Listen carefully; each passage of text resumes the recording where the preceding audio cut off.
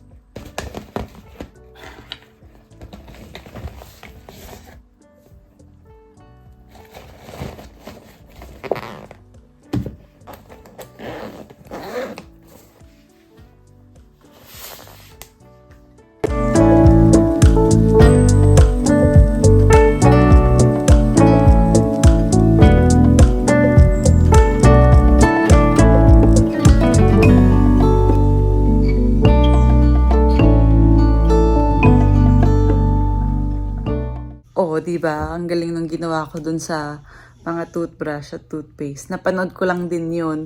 So, ang ginawa ko, meron akong gloves na clear. Nilagay ko dun yung toothbrush namin ni Mimi tsaka ni Lele. Tapos nilagay ko na rin yung maliit naming toothpaste tsaka yung toothpaste nila. Nilagay ko sa container bag o kaya dun sa sandwich maker para ma-zip ko. Kasi minsan tumatagas yung mga toothpaste natin, di ba? Kapag hinalo mo yun dun sa mga damit mo, may tendency na pwede siyang malagyan. Kaya ginaya ko dahil I think useful yun. Ayan mga Zoobs, pasensya na kayo ha.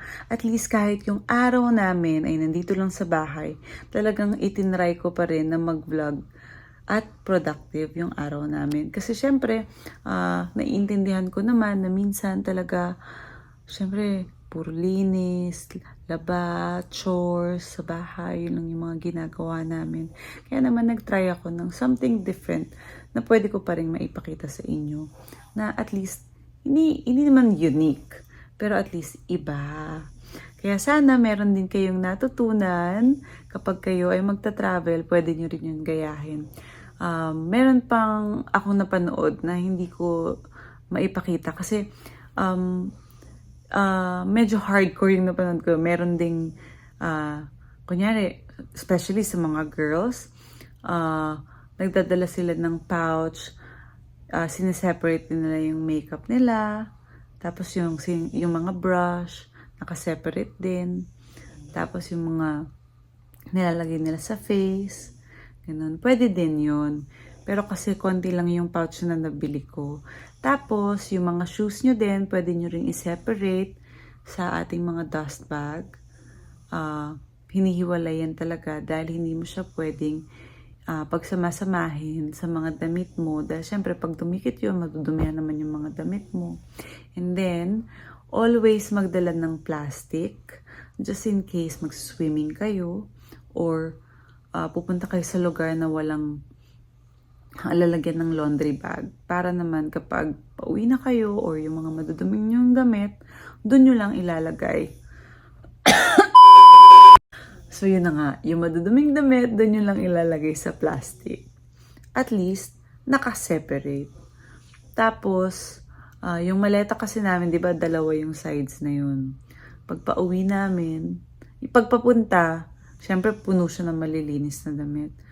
Pag habang tumatagal yung biyahe namin, yung other side, doon ko na din nilalagay yung mga nagamit na. Kaya, hindi siya nagsasama-sama. Yun talaga yung natutunan ko din sa mga traveling na ginawa ko the whole time. So, ayan mga Zoobs ha. Sana may natutunan kayo sa araw na ito. Kaya naman, abangan nyo na lang yung mga susunod naming travel kasi iniisip pa rin namin kung saan kami pupunta. So, we'll see. Papakita naman namin yun sa inyo, syempre. Kaya naman, maraming pong salamat sa lahat po ng mga nanonood ng vlog namin. Especially sa previous vlog ko about the Signet Institute of Australia. Wala pa po kaming details kung saan kami magpapaseminar. Pero pag meron na po, magbibigay kami syempre ng detalye sa inyo soon. Marami po kasi akong nare-receive ng mga messages, mga questions about dun sa school. Marami pong interesado. Kaya po huwag kayong mag-alala. I assure you na kapag meron na kami, i-announce naman namin sa inyo. So, kung gusto niyo pa pong isupport ang aming channel, syempre always watch our vlog. Paki-share na rin po and paki-click lahat ng links below. And also our Amazon links, nandyan lang din po yan. So maraming salamat mga Zoobs. Hanggang sa muli. Good night.